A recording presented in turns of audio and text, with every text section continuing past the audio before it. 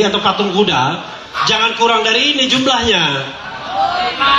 Masa lebih banyak buka puasa bersama dibandingkan demo? Gimana kita mau menang, ya kan?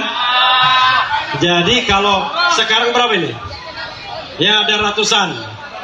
Nah, mudah-mudahan nanti di patung kuda hari Senin itu ya lebih dari 1.000, 2.000, 3.000. Kalau tidak lebih dari itu nggak akan goyang Mahkamah Konstitusi. Jadi kawan-kawan semua, ada hal yang saya ingin bagikan, hal yang membahagiakan. Mudah-mudahan begitu ya. Walaupun saya tidak percaya dengan Mahkamah Konstitusi. Percaya nggak dengan Mahkamah Konstitusi? Sama, tidak percaya juga saya. Tetapi coba kita sisakan untuk berpikir secara ilmiah, dan nanti kita bantah lawyer-lawyer 02 yang barangkali ilmunya kurang. Ya.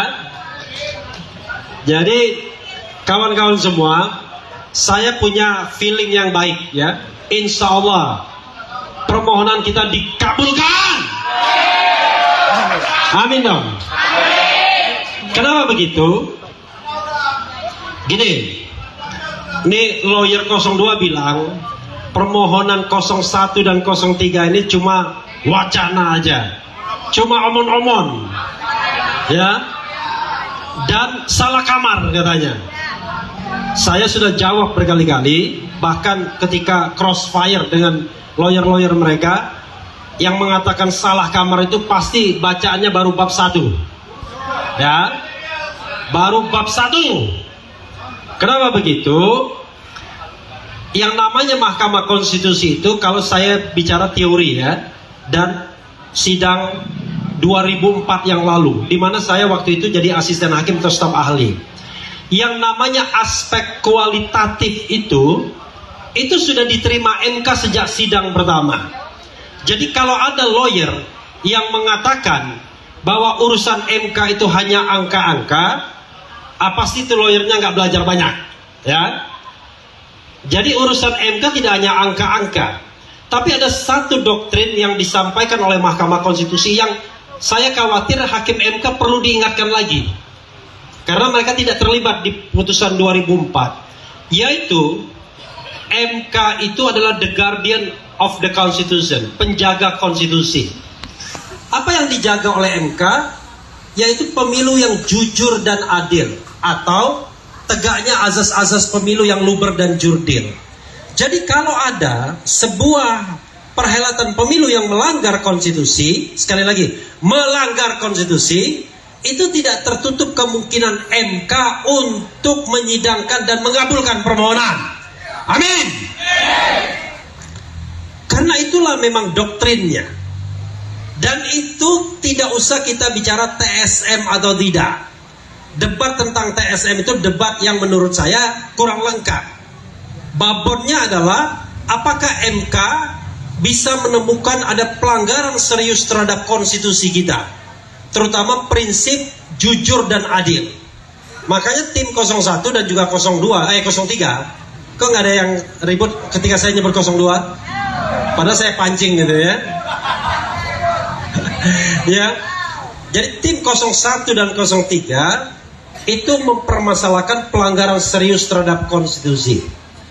Apa pelanggaran serius terhadap konstitusi tersebut? Yang paling ultimate, yang paling utama adalah Presiden Jokowi menjadi ketua tim pemenangan 02. Itu yang sebenarnya tidak diperbolehkan, karena itu adalah pengkhianatan terhadap konstitusi dalam bahasa 01, dan dampaknya adalah dimulai ketika Gibran dicalonkan sebagai wakil presiden berpasangan dengan Prabowo.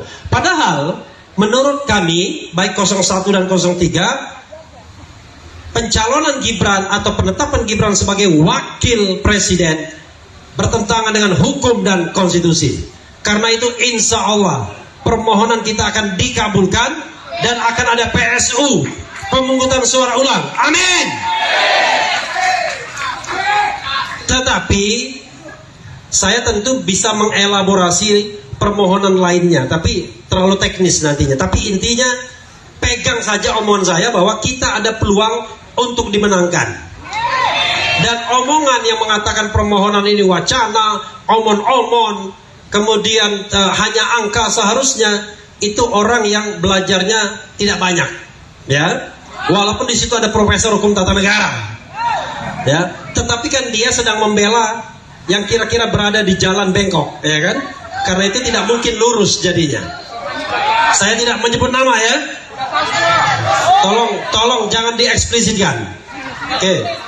Nah, tetapi yang kedua, kawan-kawan semua, yang kedua, kita harus memberikan gesture otot politik, keberanian, support, dukungan, bahkan barangkali makian dalam tanda kutip kepada hakim konstitusi.